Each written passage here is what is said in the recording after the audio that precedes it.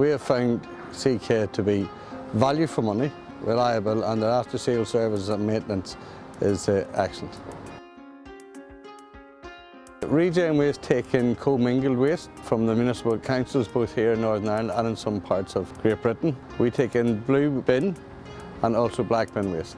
Part of the black bin gets processed and we make SRF out of it. That SRF material, or indeed RDF material, gets exported overseas to incinerators or cement factories, and in order to do that and load it in the ships, we bale it, wrap it and strap it. Before we added the SRF plant, we currently had 2 previous balers on site. Basically both of them were from America.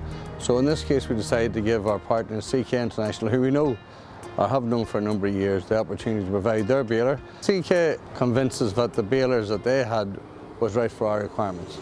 That has proven to be the case, and in fact, since we purchased the baler, a number of the parameters from our off-takers have changed, and CK International have been great with their after-sales services in changing and adapting their machine to suit our off-takers' requirements.